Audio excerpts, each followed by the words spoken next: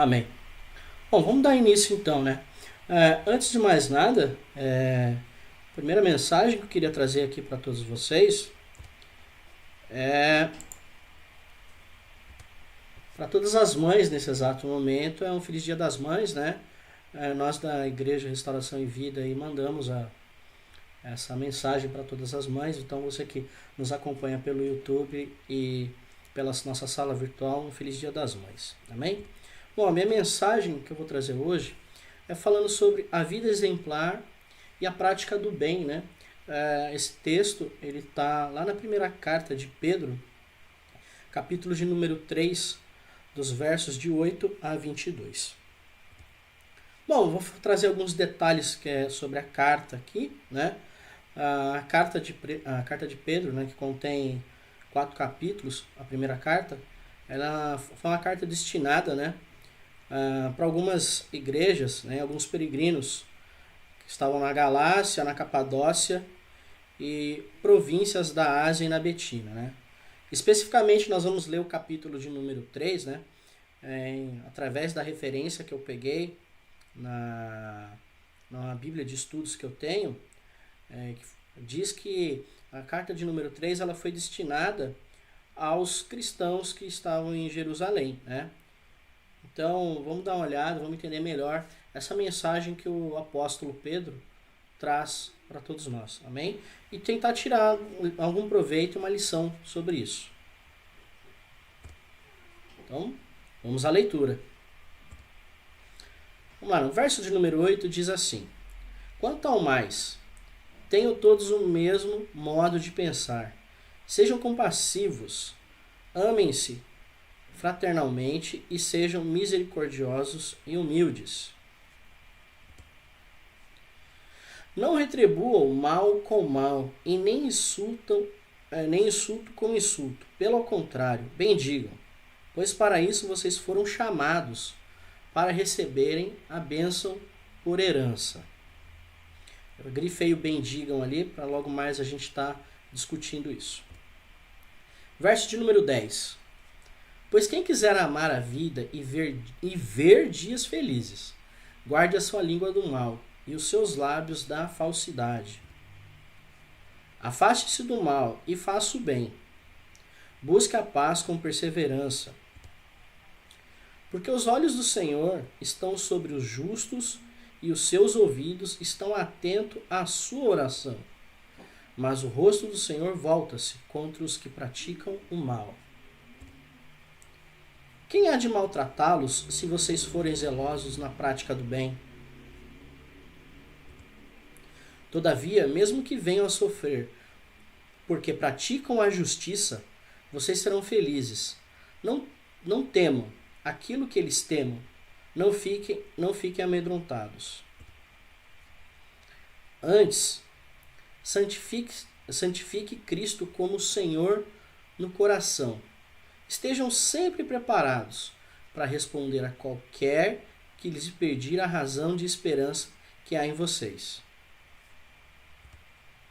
Contudo, façam isso com mansidão e respeito, conservando a boa consciência, de que forma que os que falam maldosamente contra o bom procedimento de vocês, porque estão em Cristo, fiquem envergonhados de suas calúnias. Versículo 17. É melhor sofrer por fazer o bem, se for da vontade de Deus, do que for fazer o mal. 18. Pois também Cristo sofreu pelos pecados, uma vez por todas, o justo pelos injustos, para conduzir-nos a Deus. Ele foi morto no corpo, mas vivificado pelo Espírito, no qual também pregou os espíritos em prisão, que há muito tempo desobedeceram, quando Deus esperava pacientemente nos dias de Noé, enquanto a arca era construída. Nela, apenas algumas pessoas, a saber, 8, foram salvos por meio da água. E isso é representado pelo batismo, que agora também salva vocês.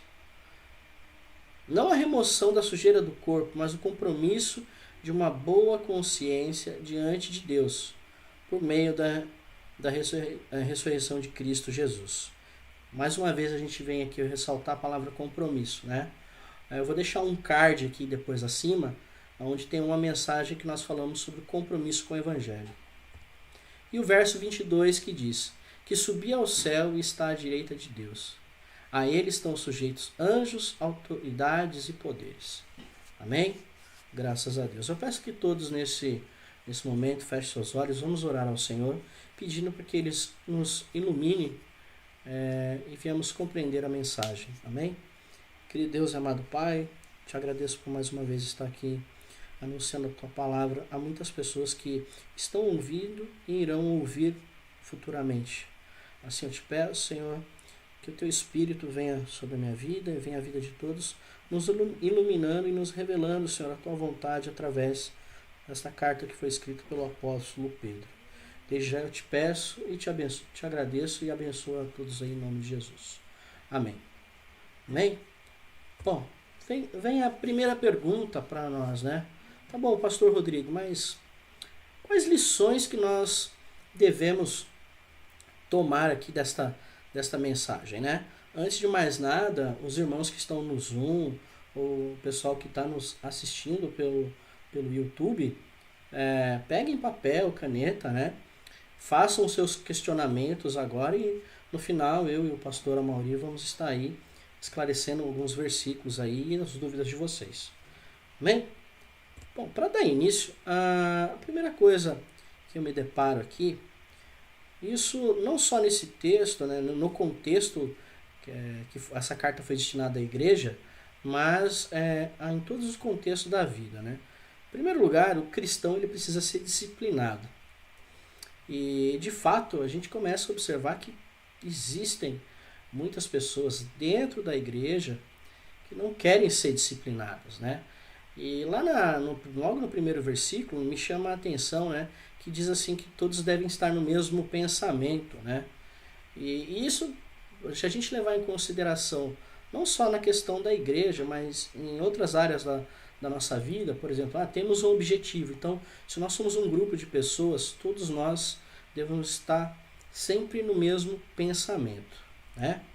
Uma outra coisa que me chama também a atenção é a compaixão para com o próximo, né? Hoje a gente vive num mundo tão moderno que a gente acaba percebendo que as pessoas estão ficando mais mesquinhas, vendo o próprio eu e acaba de esquecer o próximo, né? Questão de ajudá-lo. Não se vê mais o amor entre os irmãos, né? Isso também está lá no verso de número 8. E ainda algo mais importante, principalmente nos dias atuais, a questão da misericórdia e humildade. Quando eu falo questão de misericórdia, eu não estou me referindo à questão de dó, sabe? Eu tenho que ter dó das pessoas. Quando eu falo na questão de misericórdia aqui, para deixar bem claro, é que as pessoas não conseguem hoje perdoar uns aos outros, sabe? Conseguir enxergar de fato que a pessoa pode estar mudando a situação. E a questão da humildade, eu até coloquei um asterisco ali, eu vejo na questão das pessoas, elas não conseguem conhecer as suas próprias limitações. E isso falta muito no povo de Deus, né? A gente sempre tem frisado, na maioria dos nossos cultos, que lá em Romanos 12:2 diz que a gente precisa renovar a mente. E renovação da mente, ela tem muito, mas muito a ver com a questão do ser humano conhecer as suas limitações. O que mais que eu vejo aqui também? Tratamento diferenciado, né? Nós, como cristãos, a gente, principalmente nos dias atuais, né? A gente deveria ter, no mínimo, um comportamento totalmente diferente, né? A maioria das pessoas que congregam na igreja, elas gostam de tratar as pessoas, né, como se estivesse no tempo de Moisés. Olho por olho, dente por dente. O camarada foi mal comigo, eu vou ser mal com ele. E não tem que ser assim. A gente não pode ser assim, né? Jesus Cristo, ele também deu um exemplo de como deveria ser o nosso comportamento. E a gente vai ver isso agora aos poucos, né? Eu até conversei com um pastor hoje de manhã e ele me deu algumas referências, né? Bom, o próprio Jesus diz aqui em Lucas, no Evangelho de Lucas 6, versículo 27 e 29, algo que me chama a atenção com o que Pedro escreve na carta dele. Jesus diz assim: mas eu digo a vocês que estão me ouvindo, amem os seus inimigos, façam bem aos que odeiam, abençoem os que amaldiçoam e orem por aqueles que os maltratam. Se alguém lhe bater numa face, ofereça também a outra. E se alguém lhe tirar a capa, não impeça de lhe tirar a túnica. Amém?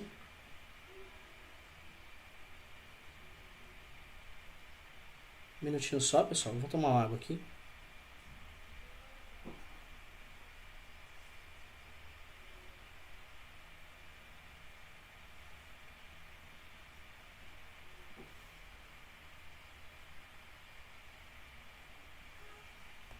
Amém? Vamos lá, meus irmãos. O que Jesus quis dizer com isso?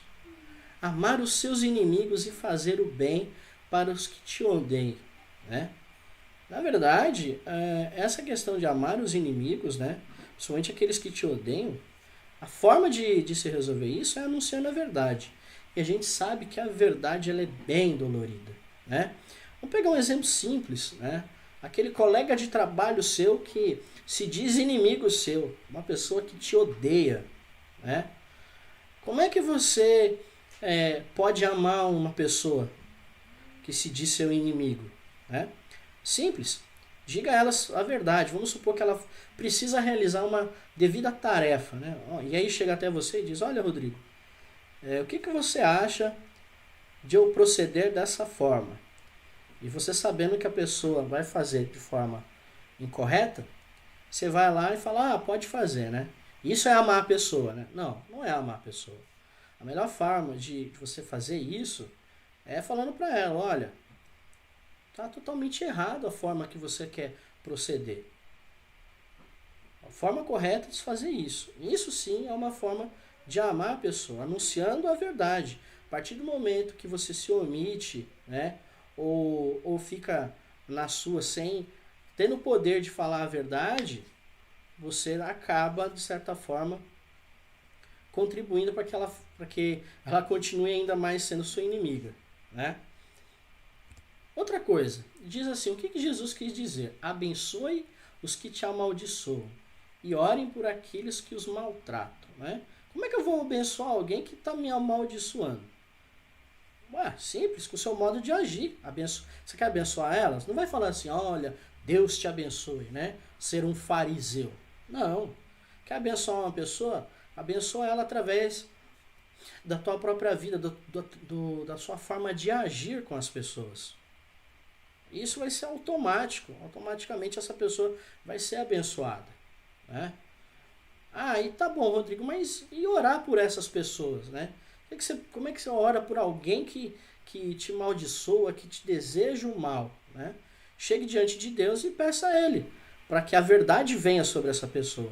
Mas tem algo importante sobre isso, né?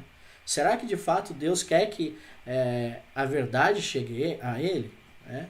A gente precisa começar a entender se isso é a vontade de Deus também ou não. Amém? E aí, por último, né, que é o mais interessante, né? Como assim dar a face para bater, né? Jesus muitas vezes foi questionado por pessoas que não gostavam dele. E Jesus sempre deu a outra face, né, para bater.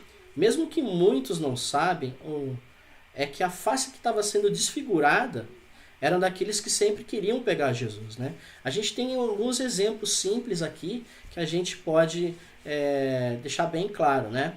Certa vez os fariseus foram querer pegar Jesus, né? Saber se de fato ele era conhecedor da lei e se ele entendia muito isso. E aí levaram uma mulher que cometeu adultério, né? E falaram assim: olha, mestre, essa mulher aqui cometeu adultério, né? E na lei de Moisés diz que quem fosse pego em adultério tem que ser apedrejado, né? E Jesus foi lá e falou: ah, então tá bom, vamos lá, vamos oferecer a face então, né? Porque eles queriam que Jesus errasse na lei e também pegasse. Mas Jesus foi bem claro quando disse: aquele que não tem pecado que atire a primeira pedra. Né? A gente também tem a questão de Herodes, quando Jesus foi levado, os romanos levaram ele até Herodes, e Herodes questionou a Jesus, né? Logo de cara falando para ele, tu és mestre, tu és o rei, o Messias? E aí Jesus questiona novamente, né? É tu que dizes. Então assim, Jesus nessa forma, ele foi verdadeiro no sentido de que, olha, todos estão vindo contra mim, né? E eu vou mostrar para vocês que não é assim. Então, essa questão de oferecer a face, geralmente uma forma de... Peraí, um minutinho só, pessoal. Amém. Desculpa aqui, é que meu filho estava passando por aqui.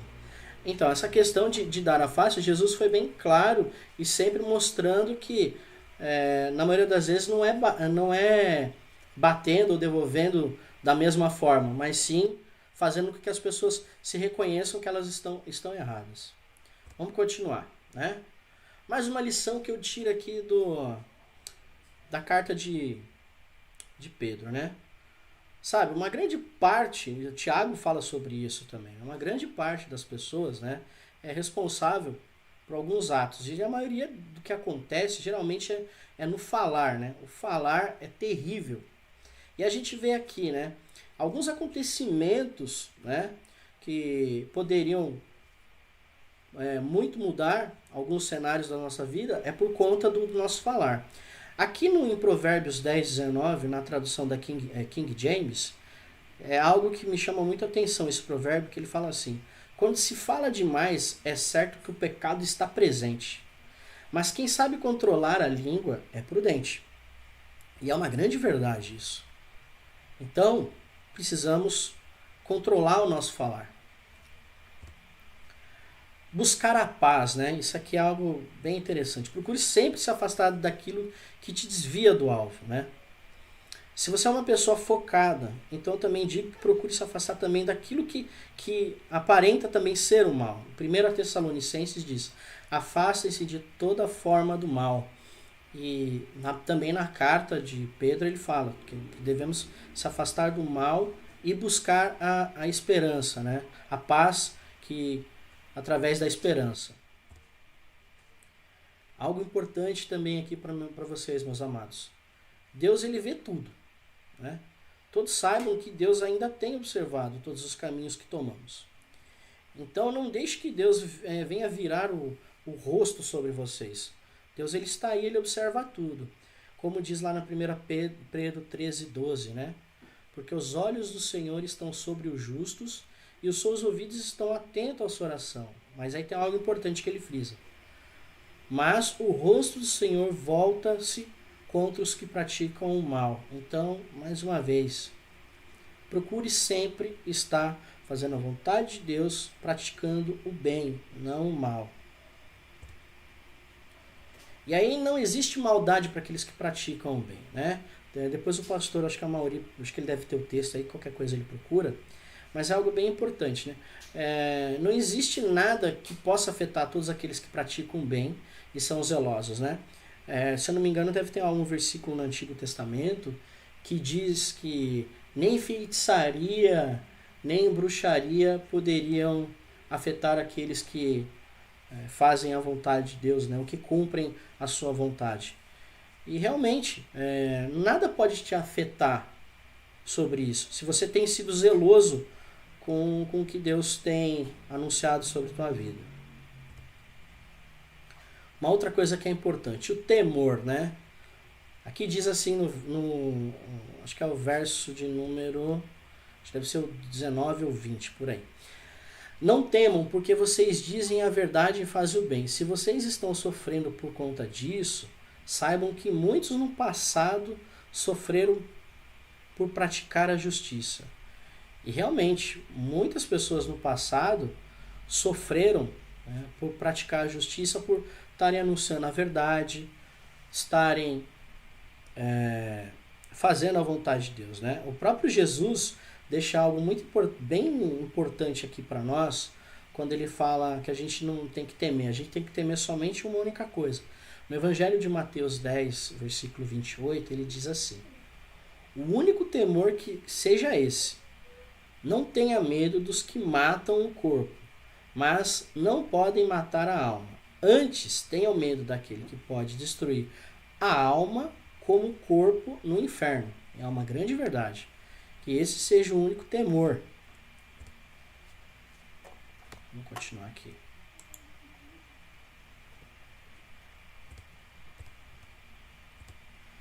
Cristo em primeiro lugar.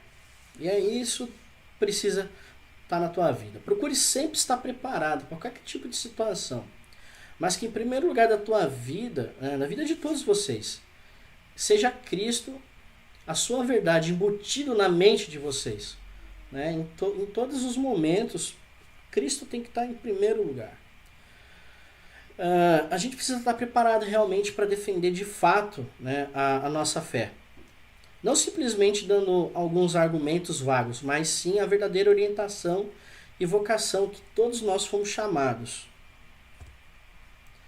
Outra coisa, isso aqui é algo importante, isso acontece na vida de todo mundo, né? Diz que crente não pode fazer isso, crente não pode fazer aquilo, mas tem algo que é muito mais importante. A gente precisa ser exemplo, tanto na igreja, quanto até mesmo quem nos observa fora, né? A gente precisa mostrar a todos que o nosso proceder tem que ser de acordo com a vontade de Deus, de acordo com o que Deus cita, tem nos orientado e falado, né? Porque muita gente de fora, maldosamente, né, vão falar contra o nosso bom procedimento. Mas a gente tem que manter sempre a boa consciência, o respeito e a mansidão, né? E isso, de fato, é algo que a gente pode fazer, colocar em prática. E aqui a gente tem algo já para finalizar a mensagem, não sei se eu fui muito rápido ou não, acho que foi até rápido, mas é sofrer, né, por fazer o bem. Se houver uma necessidade, né, de sofrer para fazer o bem, primeiro descubra se de fato é a vontade de Deus. A gente precisa saber. Tem muita gente que tem sofrido à toa, né, sem saber se de fato é a vontade de Deus. Mas o interessante é que a gente tem que entender que tem que ter a vontade de Deus nessa questão do sofrimento. A gente viu aí nos versos de 21 a 22 o próprio exemplo de Jesus Cristo que sofreu, né? Tá lá no verso de número 22, que diz que por conta dos nossos pecados e por fazer também a vontade de Deus, né? Isso é um exemplo. Um outro exemplo, depois aqui no canal do YouTube eu vou estar postando aqui, o pastor Amaury já contou a história, né, sobre de um pai e de um filho, né, que estavam num barco e acabou tendo uma pequena tragédia e esse pai acabou meio que, de certa forma, deixando o filho sofrer, né? Na verdade, o filho veio a morrer para poder salvar outras pessoas. O pastor Amaury depois pode estar explicando melhor também essa história para deixar registrado aqui para a gente, tá? No demais, meus irmãos, é isso e eu agradeço a presença de todos. Amém?